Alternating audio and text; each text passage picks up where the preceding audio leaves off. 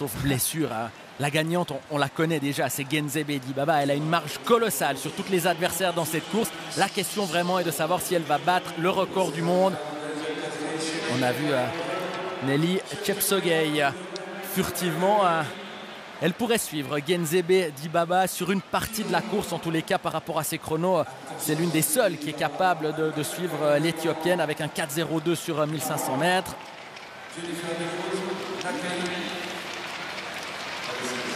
Et Genzebe Dibaba, la pression sur ses épaules. Et puis on peut préciser qu'on a vu une autre Dibaba, John, c'est la petite sœur de Genzebe Dibaba, Anna Dibaba, elle a 20 ans. Et on discute avec le manager de Genzebe Dibaba, il nous a dit assez honnêtement, assez spontanément, elle n'a pas le talent de sa sœur, mais si elle travaille, elle peut faire quelque chose. Bon, on verra, elle a encore l'avenir devant elle. L'objectif, donc, battre le record du monde de Masterkova qui date de 1996. C'était à Zurich. Et vraiment, grosse pression sur les deux lièvres qui doivent dicter le rythme. On doit passer aux 400 mètres en 1,02. Et tout de suite, l'Ougandaise Nakai qui s'est mis aux avant-postes. Jennifer Meadows en deuxième position, qui est vraiment très expérimentée, hein, qui maintenant s'occupe de régler le rythme de nombreuses courses. Et on voit le trou qui s'est tout de suite créé par rapport au rival de Genzebe Dibaba. Il y a une course contre le record du monde et il y a une course pour la deuxième place. Et notons que par rapport à Nakai, elle était à Paris également il y a une semaine, samedi dernier. Et le manager de Genzebe Dibaba estimait qu'elle n'était pas très fiable comme lièvre, hein, qu'elle ne savait pas forcément toujours passer autant de passages demandés. On va voir, c'est important. Après 400 mètres. 1,01,40, c'est bien, la mission est remplie pour l'instant. Elle doit passer aux 800 mètres en 2,05.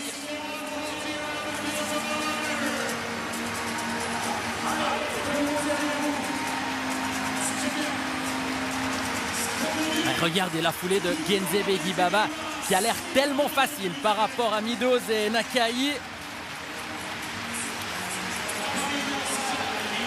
Pour l'historique de la saison de Genzebe Dibaba, elle a déjà tenté 2 fois un record cette saison. C'était le 5000 mètres à Eugene et puis également à Rome. Et à chaque fois, elle a raté dans sa tentative de record, mais à Rome, elle n'était pas à 100% de ses moyens, elle était légèrement gênée au niveau du dos. Là, on nous a dit qu'elle était presque à 100% de ses moyens. Et Nakai qui se retire légèrement plus tôt que prévu.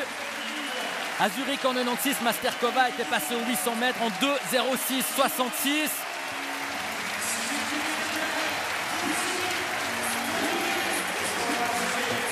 Ouais, 2,06,10, on est toujours dans les chronos, même si Dibaba espérait passer en 2,05.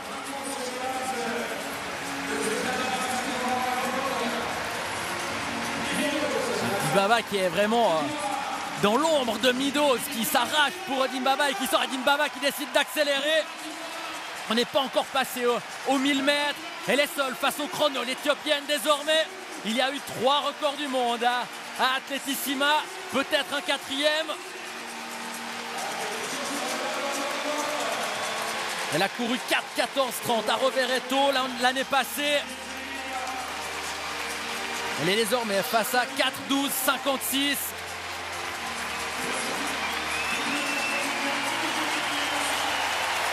Et le public qui est pratiquement debout, qui encourage Genzebe Dibaba.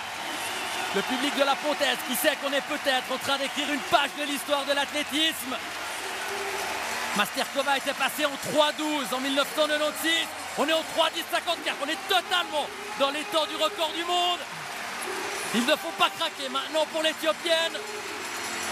Il y a un monde d'écart entre l'Éthiopienne et ses rivales. Quelle course, quel effort face au chrono. Et quelle ambiance dans ce stade qui continue de pousser Genzebe Dibaba. Ah, regardez la fluidité de cette foulée, la détermination de l'Éthiopienne. Elle est à la limite, on l'a vu commencer à serrer les dents. Les attitudes du visage parlent énormément. Elle a déjà le record du 1500 mètres, elle a le record en salle du 1500 aussi, du 3000, du 5000 et du mètre. Et peut-être bientôt celui du mètre en extérieur. Ça va être difficile. Ça va se jouer, mais à rien. Le public qui se lève pour cette dernière ligne droite, qui encourage Genzebe Dibaba. Allez, on y est presque. Alors, il va lui manquer quelque chose. Ah, sur ce dernier tour, elle craque un tout petit peu. 4-16, 0-7. Malheureusement, il n'y a pas de record du monde pour Genzebe Dibaba. C'est vraiment sur ce dernier tour, sur ces derniers 400 mètres où elle n'a pas trouvé les ressources nécessaires.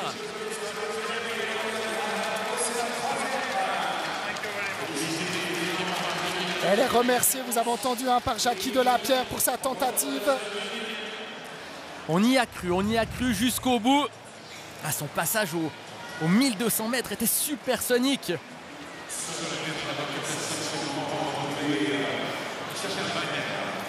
On peut le dire, elle n'a pas tenu dans les 300 derniers mètres, Genzebe Dibaba, parce qu'elle avait plus d'une seconde et demie d'avance à 1200 mètres. Et puis ensuite, elle n'a pas maintenu la même cadence. Et si on regarde un tout petit peu en arrière, finalement, lorsqu'elle a tenté aussi le record du mail, c'était en Italie en 2016 à Rovereto, et bien elle avait même été plus rapide. Elle avait été en 14-30. Est-ce que aussi la température, ici il fait très très chaud, l'a désavantagée. On sait que sur les courses de demi-fond, la chaleur, il fait presque 30 degrés en ce moment, eh bien n'est pas un atout. Genzebe Dibaba a souffert dans les 409 derniers mètres de cette tentative.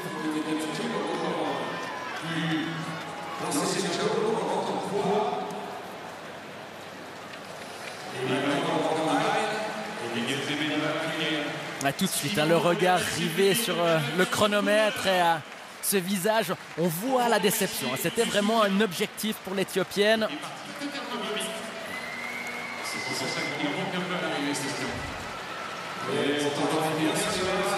Et je me demande, John, quand on parlait avec son manager, quand il m'a dit elle est presque à 100%, mais pas tout à fait, qu'est-ce que ça voulait dire? Et est-ce que si physiquement elle avait été au top, elle aurait été capable de grappiller ces 4 secondes qui lui manquaient par rapport à Masterkova? On ne le saura jamais, mais ça peut peut-être expliquer le fait qu'elle n'a pas été capable de battre ce record, même si